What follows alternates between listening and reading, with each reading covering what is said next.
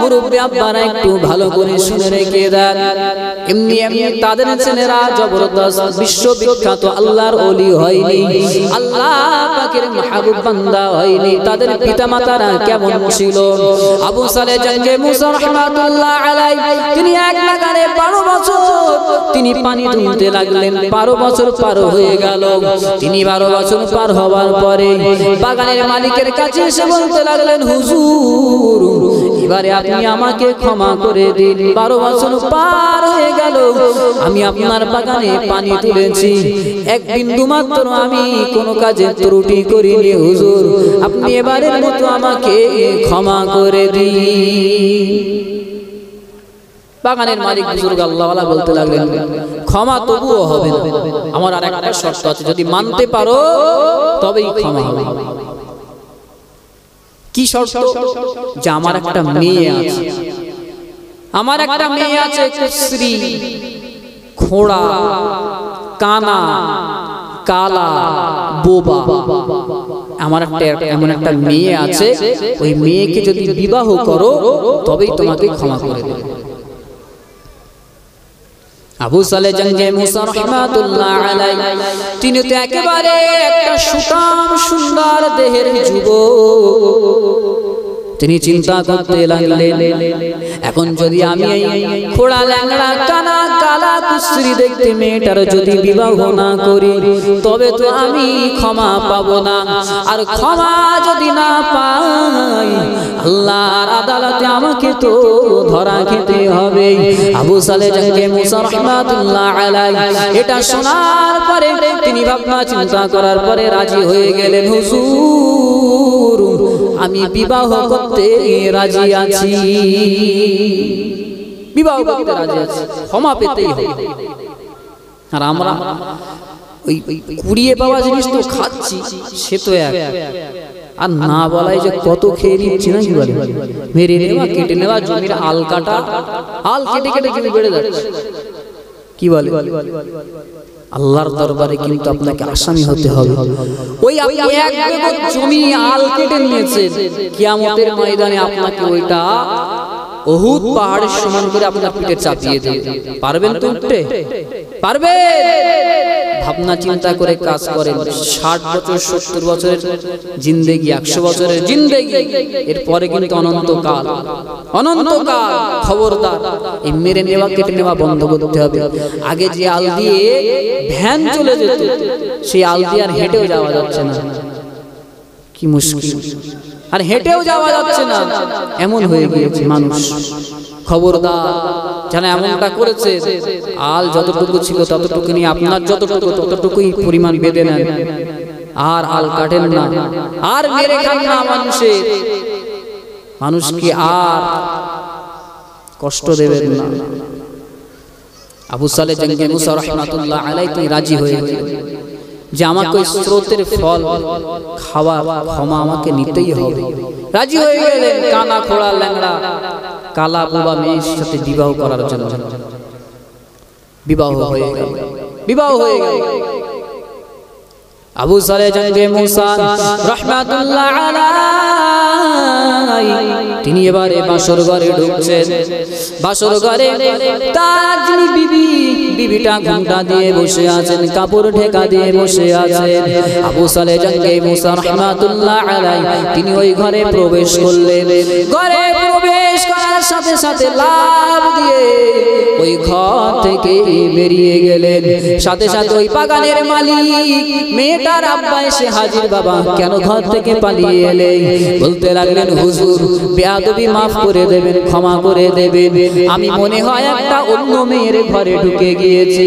আপনি বলেছিলেন আপনার মেয়ে কানা, আপনার মেয়ে কুশ্রী দেখতে কালো, আপনার মেয়ে কালা, আপনার মেয়ে বোবা, আপনার মেয়ে ল্যাংড়া, খোড়া।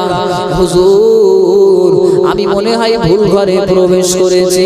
আমি যে ঘরে প্রবেশ করেছি দেখে একটা মেয়ে বসে আছে, তার চেহারাটা যেন, গায়ের রং এত ফর্সা, গাটা যেন ঝলমল ঝলমল করছে, তাকে দেখতে কত সুন্দর, তার মতো সুন্দরী মনে হয় এই বিশ্বে, তার মতোই সুন্দরী মনে হয় এই নগরীতে নেই। হুজুর আপনার মেয়ে তো কালো, কিন্তু ওই মেয়েটা ফর্সা, আপনার মেয়েটা তো খোড়া কিন্তু ওই মেয়েটা তো ভালো, আপনার মেয়ে তো কানা কিন্তু ওই মেয়েটা তো দৃষ্টি শক্তি দেখতে পাই, তো মেয়েটা তো ভালো। হুজুর না না না, আমি মনে হয় অন্য মেয়ের ঘরে ঢুকে গিয়েছি।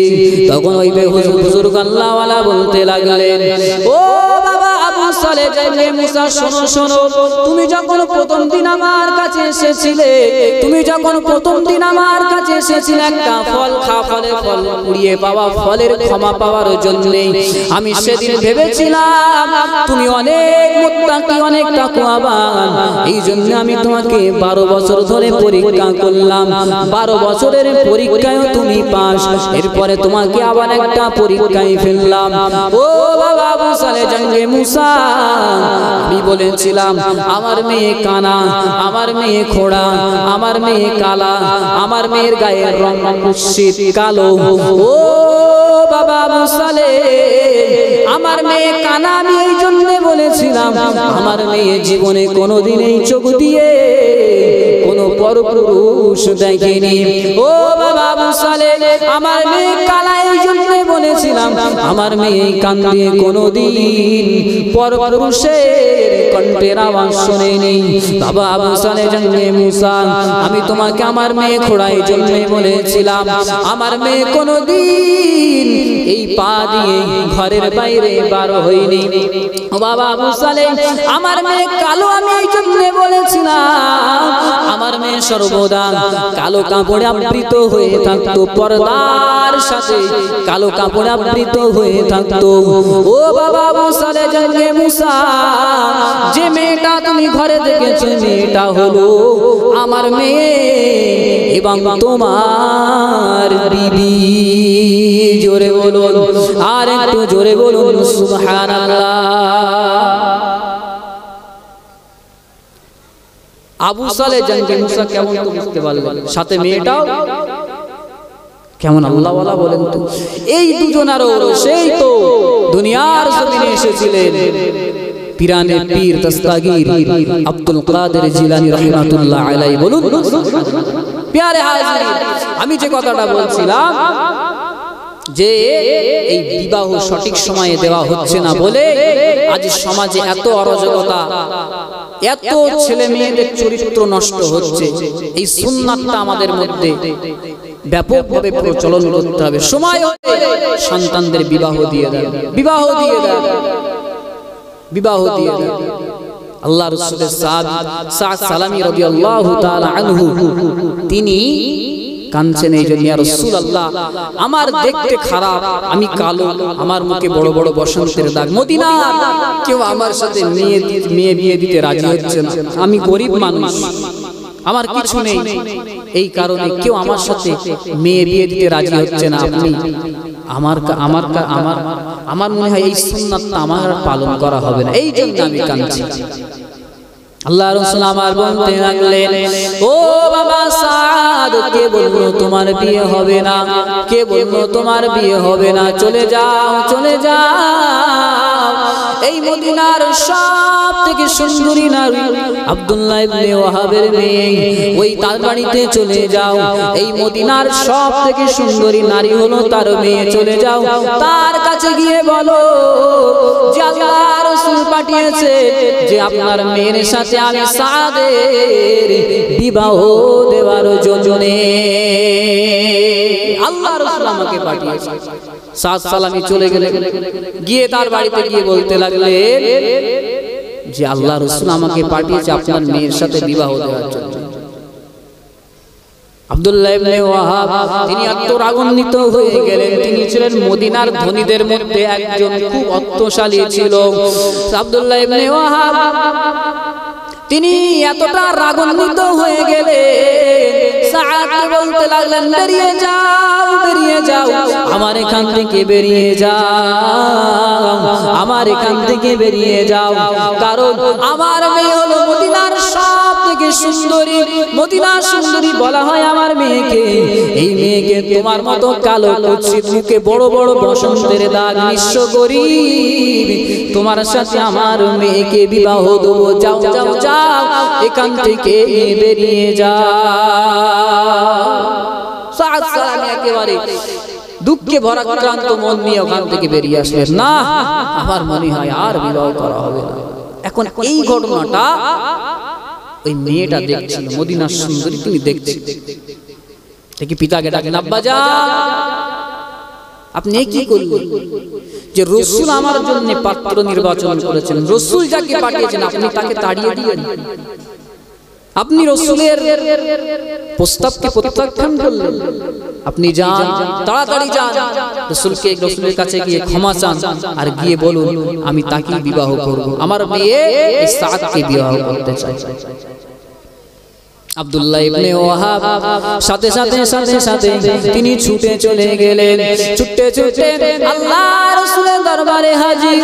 ইয়া রাসূলুল্লাহ, ইয়া হাবিবাল্লাহ, হুজুর আমার ভুল হয়ে গিয়েছে, ইয়া রাসূলুল্লাহ আমার অপরাধটা maaf করে দেন, আমার গুস্তাখি ক্ষমা করে দেন। ইয়া রাসূলুল্লাহ আপনি যে কাকে পাঠিয়েছিলেন, সাদ সালামীকে আপনি পাঠিয়েছিলেন, ওই সাদের সাথে আমার মেয়ে বিবাহে রাজি।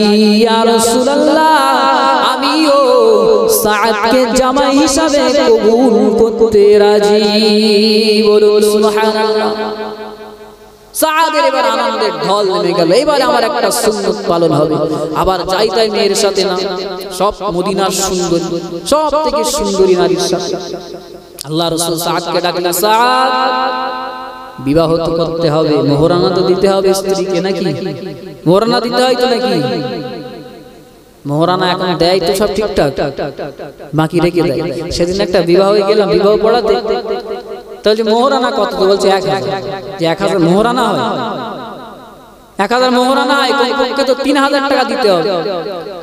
তো একজন বলছে মোহরানা 5 লাখ টাকা পর্যন্ত করা যায়, ও পরে আর মাপ চেয়ে নেওয়া যাবে, খোদ্দার 5001 টাকা। আমি বললাম মোহরানা কি তুমি কি খেলা দেখেছো নাকি? মোহরানা পরে মাপ চেয়ে নেবে, মোহরানা আদায় করতে হবে। এই সব চলছে। মোহরানা অনেক অনেক দেন, মোহর বাঁধছে কিন্তু দেয় না, ওটা কিন্তু দিতে হবে, অবশ্যই দিতে হবে। স্ত্রী যদি স্বেচ্ছায় মাফ করে দেয় তবে ভালো, জোর জবরদস্তি করে না। এই স্বেচ্ছায় মাফ করে দেয় তো ভালো, তাহলে মোহরানা আদায় করতে হবে। সাদকে আল্লাহ রাসূল বললেন, সাদ এবার তো মোহরানা আদায় করতে হবে, কিছু আছে? সাদ বললেন, ইয়া রাসূলুল্লাহ আমি তো একেবারে গরীব, জানেন তো আমার তো তেমন কিছু নেই, আমি কিভাবে আদায় করব? আল্লাহ রাসূল আমার সাহাবাদেরকে বলতে লাগলেন, ও বাবা সাহাবারা, তোমরা সকলে কিছু কিছু কিছু কিছু দাও, আমার সাদের যেন মোহরানাটা আদায় করতে পারে। সাহাবায়ে কেরামরা সকলেই সাদকে কিছু অর্থ সম্পদ দিতে লাগলেন, অর্থ সম্পদ দিতে লাগলেন। টাকা পয়সা এত উঠলো যে মোহরানা দিয়ে কিছু টাকা বাকি রয়ে গেল, বেশি রয়ে গেল।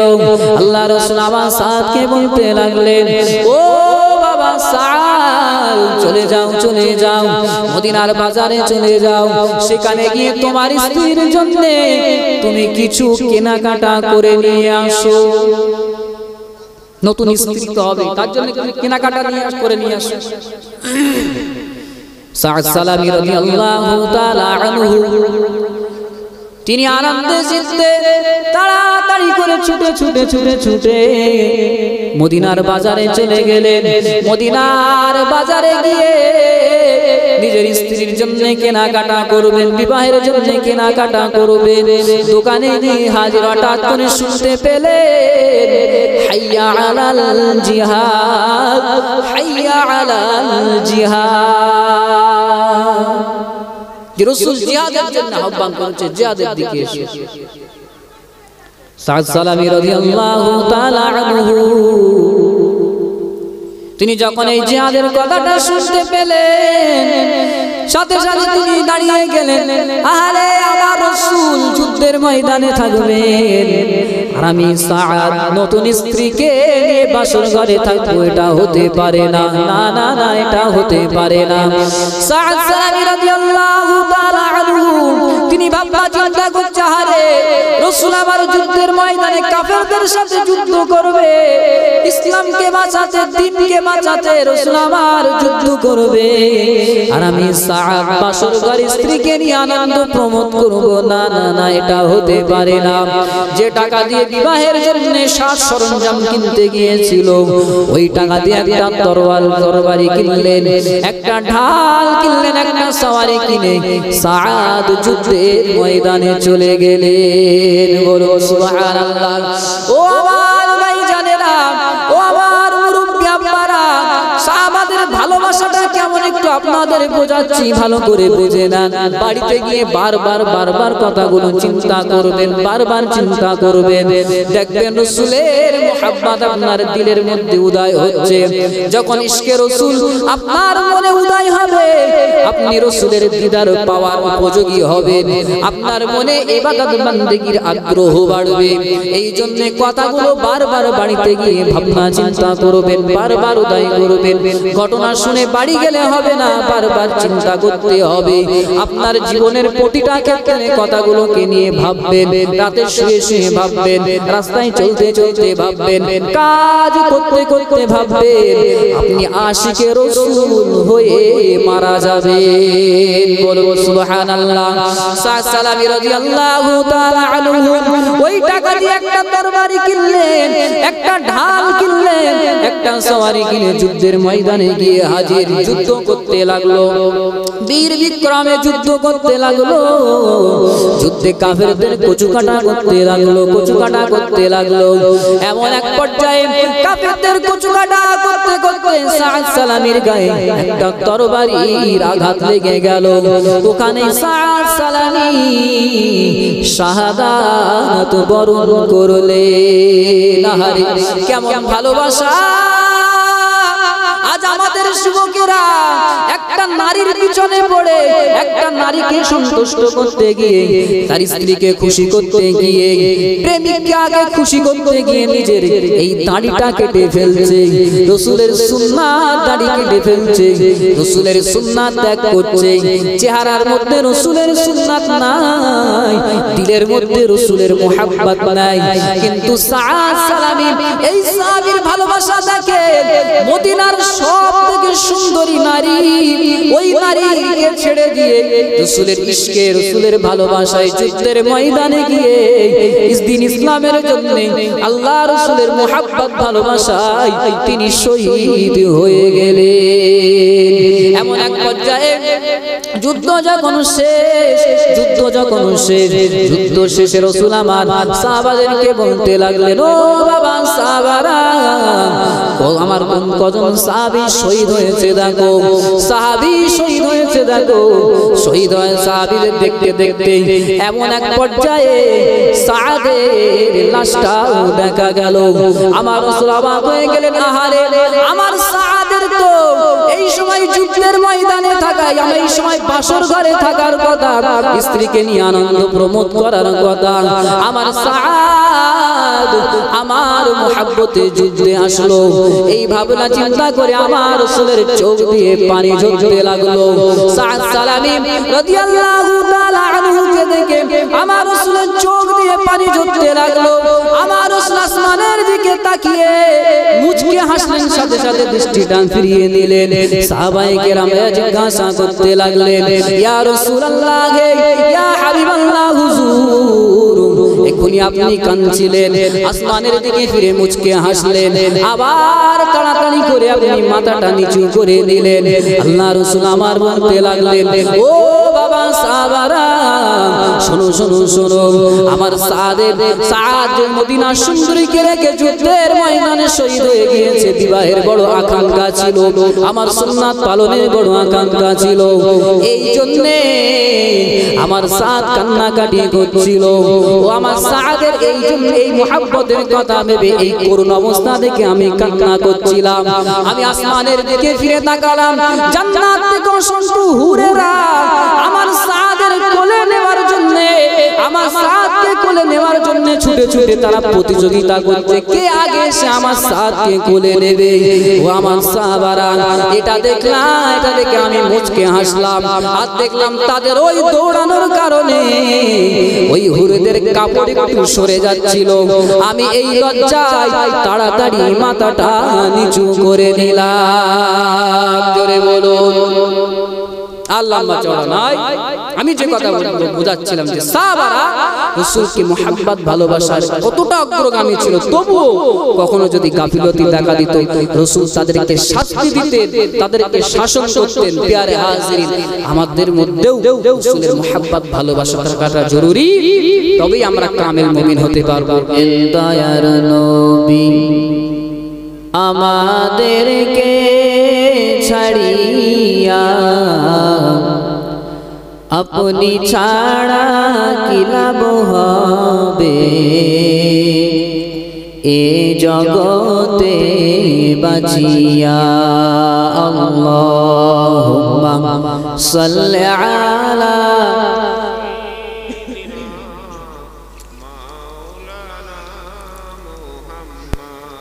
وعلى آل سيدنا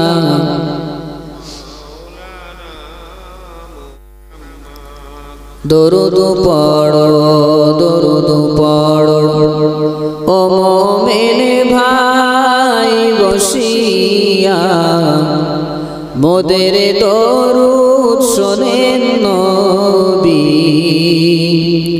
রওজা পাকে শুইয়া। আল্লাহুম্মা সাল্লি আলা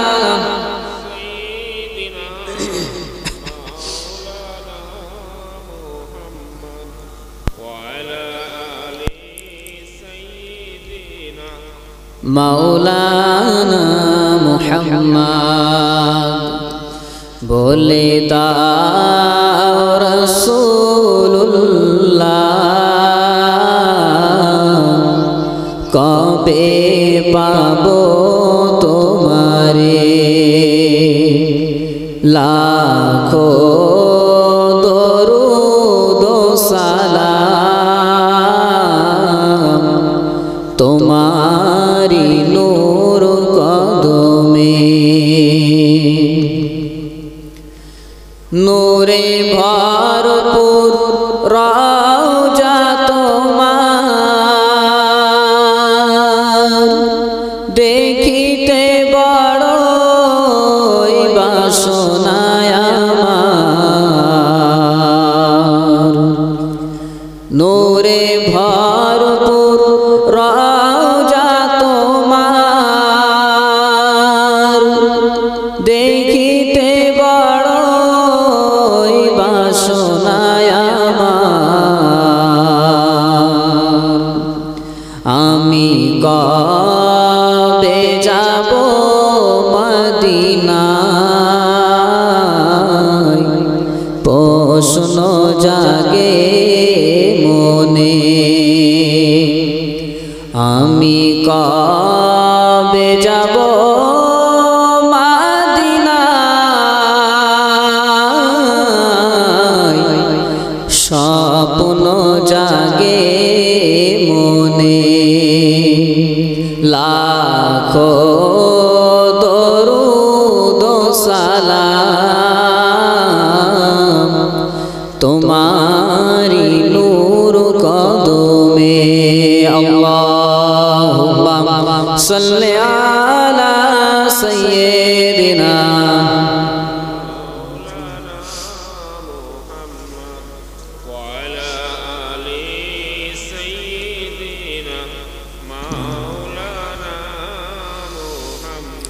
পশু পাখি দেওয়ানা তোমার, কারণ তুমি রহমতের ভান্ডার। পশু পাখি দেওয়ানা তোমার, কারণ তুমি রহমতের ভান্ডার। শোনো গো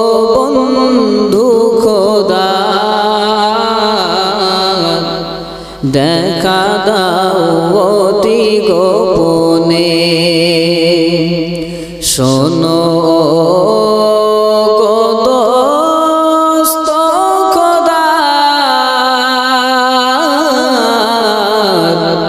দেখা দাও অতি গোপনে লাখো দরুদ সালাম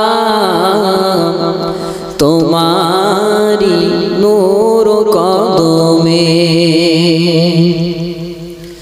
তোমার প্রেমে খোদ সুবহান সৃজিলেন তিনি তামাম জাহান তোমার প্রেমে খোদ সুবহান সৃজিলেন তিনি তামাম জাহান শোনো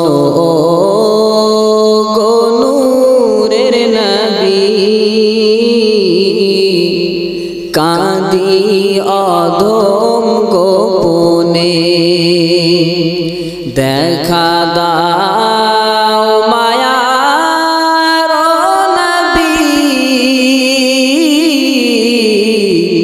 কাঁদি অধম গোপনে লাখো দরুদ সালাম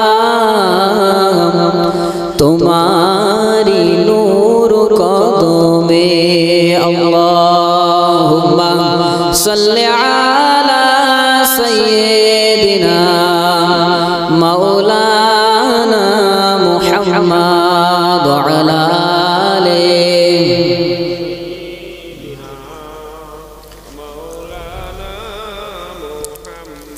জিকির করে লা ইলাহা ইল্লাল্লাহ লা ইলাহা ইল্লাল্লাহ লা ইলাহা ইল্লাল্লাহ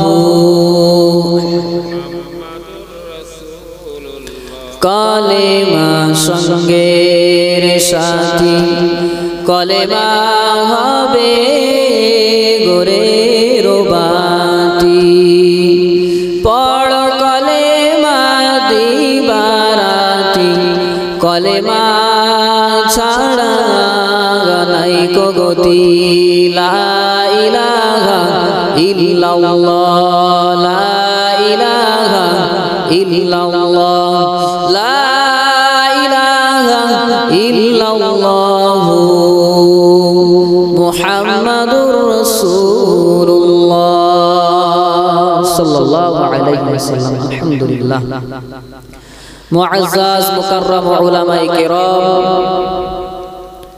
ফুরফুরা শরীফ থেকে আসছেন আওলাদে মুজাদ্দিদুজ জামান উপস্থিত দিনদার নেককার আল্লাহওয়ালা পরেজগার ভাই এবং বাবাজিরা পর্দার অন্তরালে অবস্থিত মা এবং বোনেরা সর্বোপরি শুকরিয়া জ্ঞাপন করি মহান আল্লাহ পাক রব্বুল আলামিনের দরবারে যে আল্লাহ পাক রব্বুল আলামিন আমাদেরকে আজ দুনিয়ার যাবতীয় ফিতনা ফাসাদ থেকে হেফাজত করে এই পাক রহমতি বরকতি মজলিসে এসে বসার তৌফিক দান করেছেন প্রভু দরবারে সকলে মিলে শুকরিয়া আদায় করি বলি আলহামদুলিল্লাহ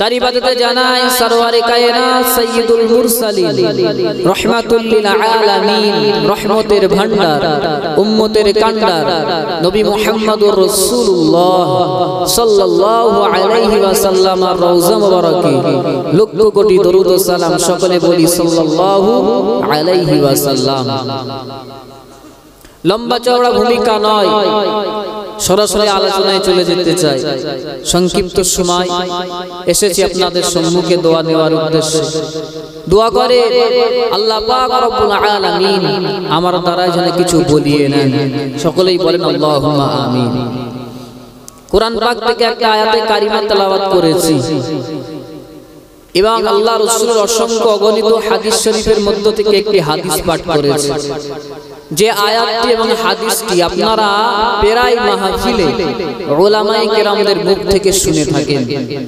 একেবারে পরিচিত একটা কোরআনের আয়াত আপনাদের সম্মুখে তুলেছে। আল্লাহ পাক রব্বুল আলামিন বলেন, হাবিব আপনি জগৎবাসীদেরকে বলে দিন, তারা যদি আমি আল্লাহ আমার ভালোবাসা পেতে চায়, আমাকে ভালোবাসতে চায়, তারা যেন আপনার ইত্তেবা করে, আপনার অনুসরণ করে। আপনার ইত্তেবা, আপনার অনুসরণ করলে আমি আল্লাহ আমার ভালোবাসা হয়ে যাবে। বলুন সুবহানাল্লাহ। আর আমি আল্লাহ যাকে ভালোবাসবো তার জীবনের সমস্ত গুনাহগুলোকে আমি আল্লাহ মাফ করে দেব। বলুন সুবহানাল্লাহ। রাসূলের ইত্তেবা, রাসূলের অনুসরণ তখনই করা সম্ভব যখন নবী পাক সাল্লাল্লাহু আলাইহি ওয়াসাল্লামের মুহাব্বত, ভালোবাসা আমাদের হৃদয়ে থাকবে। ঠিক কি না? মুহাব্বত, ভালোবাসা যদি না থাকে তখন অনুসরণ করতে আপনাকে অনেকটা কষ্ট হতে পারে। যদি নবী পাকের প্রতি আমাদের ভালোবাসা থাকে, মুহাব্বত থাকে, তাহলে রাসূলের অনুসরণ করতে কোনো কষ্ট হবে না।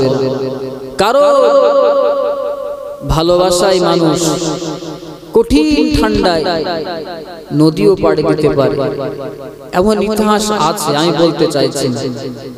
তো নবী পাক সাল্লাল্লাহু আলাইহি ওয়াসাল্লামের মুহাব্বত, ভালোবাসা যদি আমাদের মধ্যে না থাকে তখন আমাদের রাসূলের ইত্তেবার মধ্যে গাফিলতি আসবে। শরীয়তের হুকুম আহকামগুলো মানতে আমাদের কষ্ট হবে, গাফিলতি আসবে আমাদের মধ্যে। নবী পাক সাল্লাল্লাহু আলাইহি ওয়াসাল্লামের মুহাব্বত যদি আপনার মধ্যে না থাকে, আপনি নিজেকে পরিপূর্ণ ঈমানদার দাবি করতে পারবেন না। মুকাম্মাল ঈমানের দাবি আপনি করতে পারবেন না যদি নবীর মুহাব্বত না থাকে। কারণ হাদিস শরীফের মধ্যে নবী পাক সাল্লাল্লাহু আলাইহি ওয়াসাল্লাম বলেন, লা ইউমিনু আহাদুকুম হাত্তা আকুনা আহাব্বা ইলাইহি মিন ওয়ালিদিহি ওয়া ওয়ালাদিহি ওয়ান নাসি আজমাইন। তোমরা ততক্ষণ পর্যন্ত পরিপূর্ণ ঈমানদার হতে পারবে না যতক্ষণ না পর্যন্ত আমি তোমাদের কাছে সবথেকে প্রিয় পাত্র না হব। তোমাদের পিতা মাতা, সন্তান সন্ততি, সমস্ত মানুষদের থেকে আমি রাসূল যতক্ষণ না পর্যন্ত তোমাদের নিকট প্রিয় পাত্র না হতে পারবো। ভালোবাসা, ভালোবাসা, আমার ভালোবাসা যতক্ষণ না পর্যন্ত সবার থেকে